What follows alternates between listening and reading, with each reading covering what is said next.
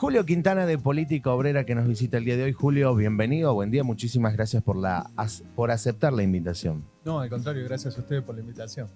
Bueno, Julio, hoy estás aquí para plantearnos, para contar un poquito, porque desde Política Obrera, ustedes hoy en día están, ¿cómo lo puedo decir? Ustedes están mostrando algo que está queriendo impulsar el gobierno de Javier Milei, que es el proyecto de ley denominado como la inviolabilidad de la propiedad privada. ¿Es así?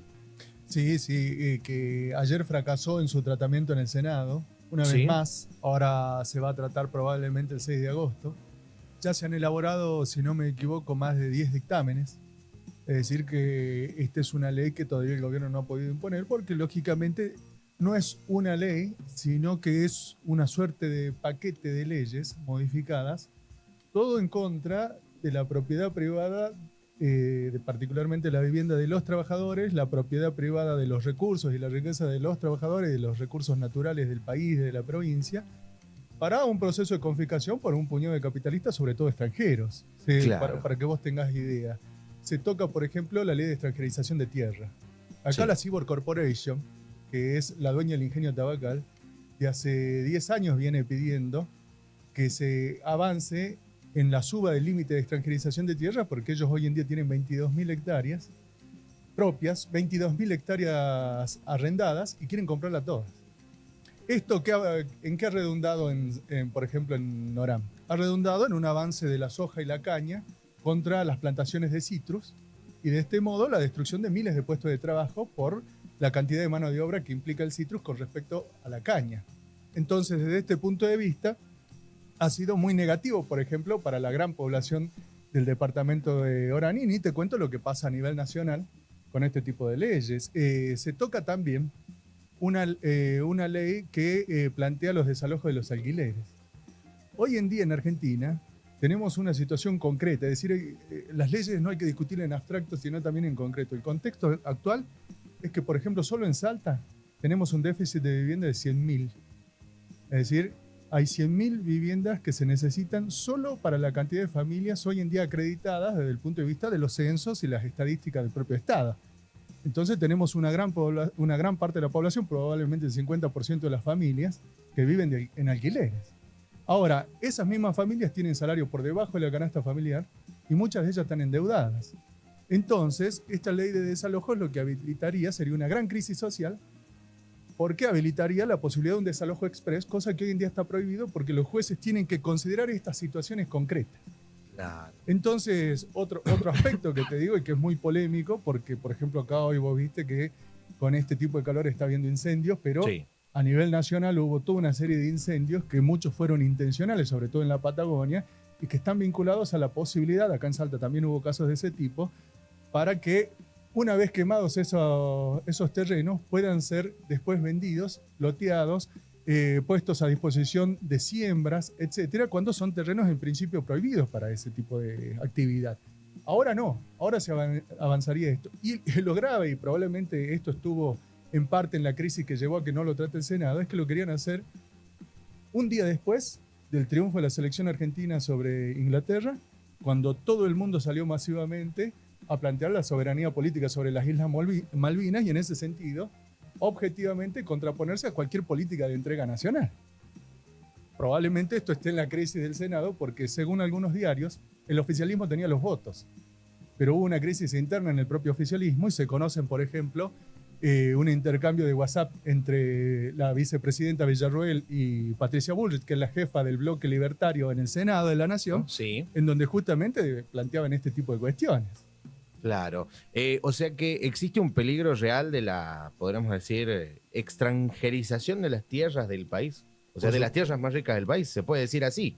Se lo puede tratar así, ¿no? Efectivamente. Mira, por ejemplo, hoy el diario La Nación daba cuenta en un artículo que entre las localidades que más extranjerizadas tienen sus tierras se encuentran, por ejemplo, San Carlos y Molinos. El 60% de las tierras de San Carlos están en manos de extranjeros, todas dedicadas a una producción o vitivinícola o directamente turística. Lo mismo pasa con Molinos, es decir, que tenemos hoy en día territorios provinciales, e imagínate a nivel nacional, ya fuertemente extranjerizados. Y lo que implica tener también una suerte de Estado dentro de otro Estado, Claro. en base a este régimen de propiedad privada, que insisto, no es el régimen de propiedad privada que en general uno dice, bueno, esto es universal, vale para todos. Miren, a los jubilados en Argentina se le ha confiscado más del 40% de sus ingresos en todo lo que va del régimen de Milei.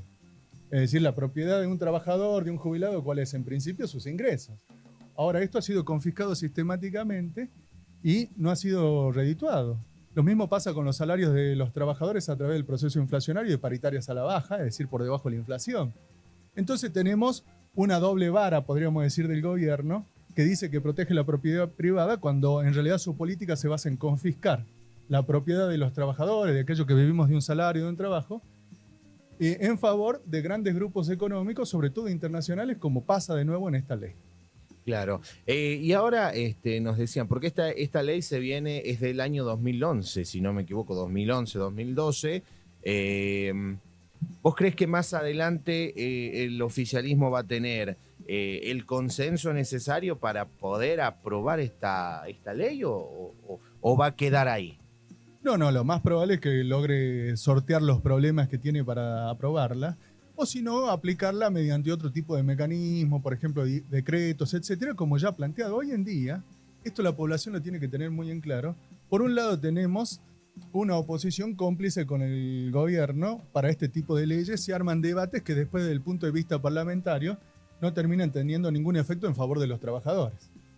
Pero cuando el gobierno no puede avanzar desde este punto de vista, o mejor dicho, bajo este marco institucional que sería el Parlamento, rápidamente apela a decretos o directamente al desconocimiento abierto y directo de las leyes vigentes. Por ejemplo, la ley de financiamiento universitario. Sí. Fue tratada, fue aprobada, fue vetada, fue insistida con una mayoría agravada. Tenés 2 fallos a favor y tenés un fallo de la Corte Suprema, que es la instancia suprema en el país, obligando al gobierno a que la aplique. No la aplica. No la aplica y lo hace con un acuerdo con los rectores, que en un momento impulsaron esa ley, y con las federaciones universitarias, sindicales, que también la impulsaron. Es decir, acá tenemos un operativo de desconocimiento de un marco legal y del Estado de Derecho por parte del propio Estado. Entonces, ¿esto cómo se quiebra? Lo que quiero decir que acá el problema es de que se trate o no. Acá lo que hay que establecer es una fuerte movilización de la clase obrera y de los trabajadores, que necesariamente tiene que reconstruirse desde abajo, porque hoy en día los sindicatos en manos del peronismo están fuertemente jugando a favor del gobierno y por lo tanto tienen que ser superados por medio de autoconvocatorios, como por ejemplo nos acostumbró la docencia salteña acá durante mucho tiempo. O sea que a nivel nacional, a nivel provincial lo podríamos decir también, lo que es la oposición a la Libertad Avanza, al gobierno de Javier Milei, está en complicidad con el gobierno nacional, directamente. Sí, absolutamente. Pero ¿Directa o indirecta? Vos fíjate, el gobernador Sáenz, que dijo que iba a privilegiar a los salteños, es un aliado directo del gobierno nacional. Y así pasa, por ejemplo, con otros gobernadores como Jaldo Jalil, que son de Tucumán y de Catamarca, que son directamente de Fuerza Patria. Es decir, estaban con el kirchnerismo y con la bendición de Cristina Kirchner, armaron las últimas listas, que ahora le dan los votos en el Congreso de la Nación a Javier Milei. Entonces, la complicidad es manifiesta, es decir, está aprobada, está datada en lo que son las votaciones de estos señores, ¿no es cierto?, en el Congreso Nacional, pero también, por ejemplo, en la actitud de los sindicatos que deberían defender a los trabajadores. Entonces, es necesario desenvolver una acción política decidida desde la base de los trabajadores, pasando por arriba de estas direcciones, claramente. Y volviendo a lo que hablábamos en un principio, con respecto a la mano de obra, nos decías allí en la zona de Orán, en la zona del norte de la provincia, los sindicatos, porque sabemos que hay sindicatos que nuclean a los trabajadores rurales, ¿cómo responden ante esta situación? ¿Hubo algún comunicado, hubo alguna respuesta, alguna manifestación? ¿Algo que les diga, mirá, nos parece esto, no nos parece? ¿Hubo algún llamado de atención de parte de los sindicatos que representan a los trabajadores? Mira, por ejemplo, hasta donde yo conozco, la directiva actual de los trabajadores del Ingenio San Martín de Tabacal, ahora Cibor Corporation, no han emitido ningún comunicado con esto, pero sí se encuentran en una lucha por las paritarias, porque están pidiendo un aumento del 25% que la patronal no quiere reconocer, cuando es lo mínimo que se necesita, ¿no es cierto?, solo para empardar con la inflación en curso. Entonces, ahí tenemos una confiscación nuevamente, pero sí directivas anteriores han puesto en cuestión esto, han puesto en cuestión cómo los cambios tecnológicos, en vez de garantizar no solamente que el trabajo sea menos pesado, porque es muy pesado el trabajo, por ejemplo, en la zafra del azúcar, etcétera. En el campo ni te digo, que los cambios tecnológicos sean para favorecer al trabajador, pero en vez de ser para favorecer al trabajador, terminan siendo para expulsar al trabajador del proceso de trabajo. Imagínate vos, a nivel general lo tenemos con la inteligencia artificial. La inteligencia artificial como un desarrollo tecnológico que podría, podríamos decir, reducir sensiblemente Sí. la cantidad de trabajo humano, ¿no es cierto?, para que podamos sobrevivir, termina siendo una fuente de expulsión de los trabajadores de los procesos de trabajo y por lo tanto una condena directa desde el punto de vista social, porque a un esclavo, como era tu propiedad, vos le tenías que pagar, ¿no es cierto?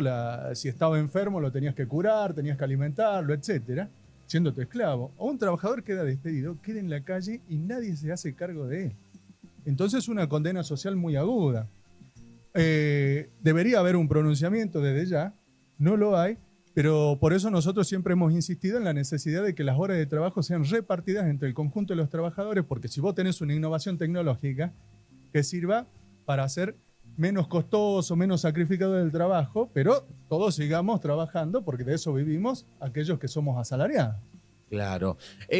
Julio, hace rato nos decías que, bueno, esta ley seguramente en algún momento el gobierno nacional va a conseguir el consenso, va a conseguir los votos necesarios para aprobar esta ley. En las provincias la realidad de las tierras rurales son diferentes, lo que es el centro del país, la Patagonia, el norte, son muy distintas. Si esto se llega a dar, se llega a aprobar esta ley en el Senado, ¿cómo crees que va a impactar esto a nivel federal? Y si las provincias se van a beneficiar o no. Mira, uno de los puntos que está en discusión es si las provincias después para la aplicación de estas leyes, o mejor dicho, de esta ley paquete, va a tener que hacer una ley idéntica, ¿no es cierto?, a nivel provincial. Ajá. Por ejemplo, el ministro de Regulación, Sturzenegger, él lógicamente se opone a esto y por lo tanto probablemente cambien el dictamen en este punto. Es decir, que se va a aplicar tal cual está en la normativa nacional. Ahora esto va a implicar la posibilidad de desalojos campesinos aquí en Salta, de desalojo de pueblos originarios, va a implicar también de desalojo de gente que hoy en día está alquilando y no puede llegar a fin de mes y menos pagar alquileres que han subido un 400% en los últimos años. Y va a implicar también, por ejemplo, un proceso de desposesión en los llamados barrios populares, que hoy en día están protegidos por ley para que no puedan ser enajenados, pero en la medida que se le da un derecho a la propiedad, son trabajadores que están en una situación muy precaria. Después se muere el propietario, terminan los hijos, la casa se termina vendiendo y vos te quedás sin nada y vas a alquilar. Entonces claro, esto va a abrir todo un proceso de despojo mayor al que ya tenemos en contra de la familia trabajadora a nivel provincial y a nivel nacional.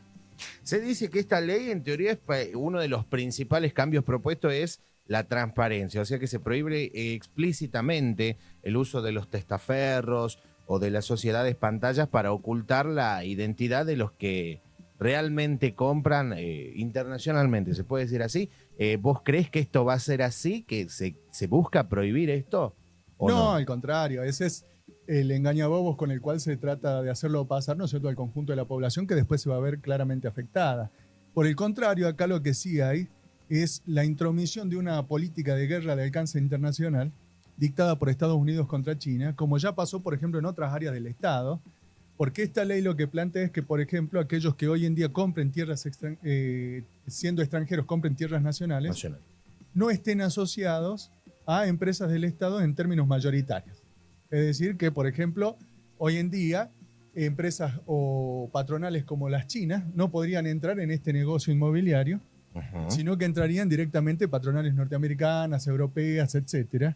Y lo mismo ha pasado, por ejemplo, en la concesión de la hidrovía, en donde se ha armado un pliego a medida de un grupo que tiene hoy en día la venia del Departamento de Estado norteamericano de que no va a hacer ingresar grupos de capitales chinos. Es decir, lo que se está discutiendo es parte de un proceso de política internacional que hoy en día tiene claros contornos de guerra, también de alcance internacional, por eso se discute en Argentina problemas que no tienen que ver con nosotros y tienen que ver, ¿no es cierto?, con una pugna entre Estados Unidos y China.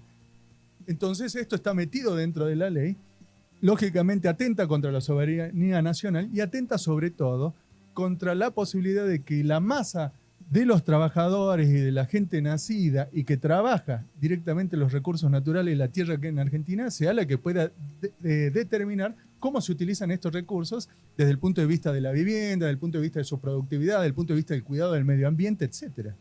Y desde Política Obrera, desde el espacio de Política Obrera, ¿qué es lo que proponen ustedes? ¿Ustedes les hacen llegar su opinión? En este caso, bueno, a lo que es la gente de la Libertad Avanza o a la gente del gobierno de la provincia o a los diputados y senadores nacionales que representan a Salta. ¿Ustedes le hacen llegar su punto de vista para que los salteños no se vean afectados por, como decías vos, la ley de alquileres?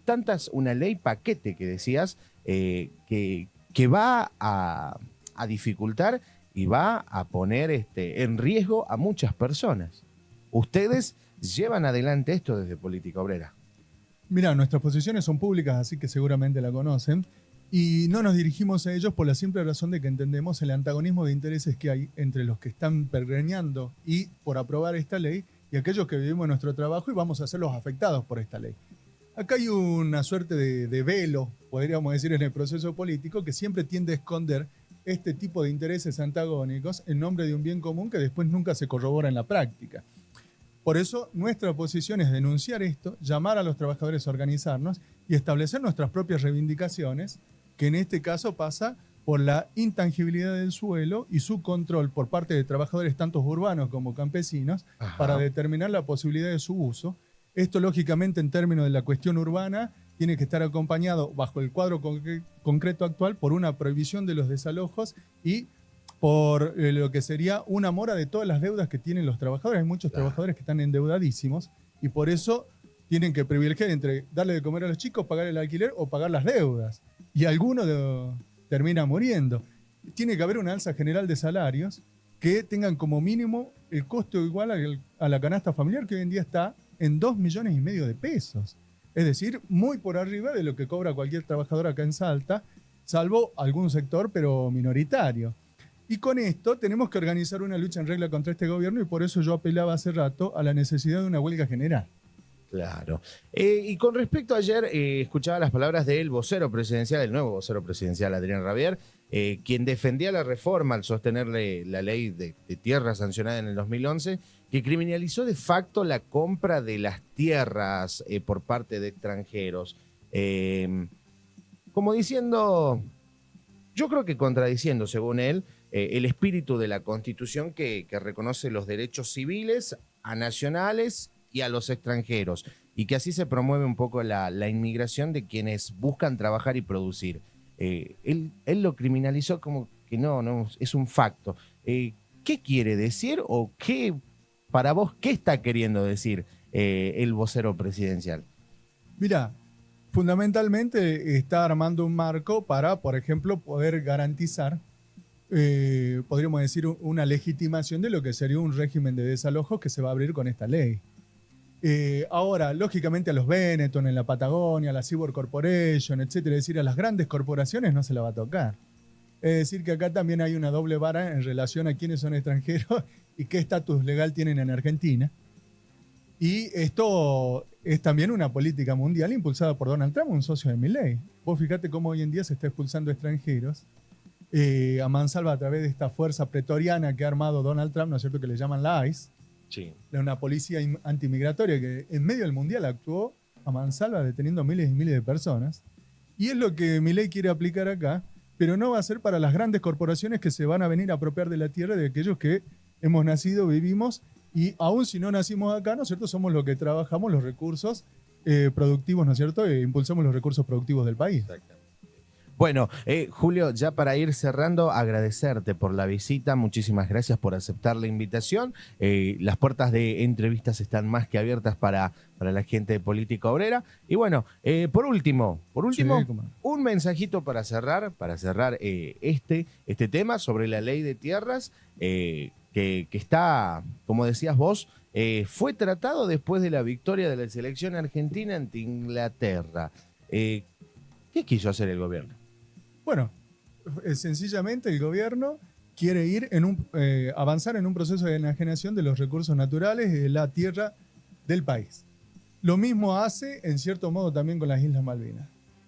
El festejo que tuvimos cuando la selección le ganó a Inglaterra, encima le ganó heroicamente. Sí. Creo que no hubo nadie que no lo haya festejado, salvo algún sector, probablemente los libertarios. Planteó cómo el pueblo argentino está muy asociado a la reivindicación de la soberanía nacional que este gobierno atropella sistemáticamente. Entonces, hoy en día, esta lucha, en cierto modo, que damos alentando, movilizándonos cada vez que gana las elecciones, etcétera, y reivindicándonos en ese sentido como argentinos, se tiene que traducir desde nuestro punto de vista también en una conciencia de que el territorio nacional, los recursos naturales, nuestro derecho al trabajo, a la vivienda, etcétera, se tiene que defender con la misma garra con la que hoy en día, ¿no es cierto?, planteamos que nuestra selección gane este mundial, porque ese creo que es el deseo de todos, y desde ya esto para nosotros, ¿no es cierto?, es una tarea política de primer orden que tenemos que desarrollar los compañeros de política obrera. Julio, muchísimas gracias por aceptar la invitación y por llegarte. Y bueno, las puertas están abiertas siempre. No, al contrario, muchas gracias a vos, ¿no es cierto?, y a su disposición. Julio Quintana de Política Obrera, señoras y señores.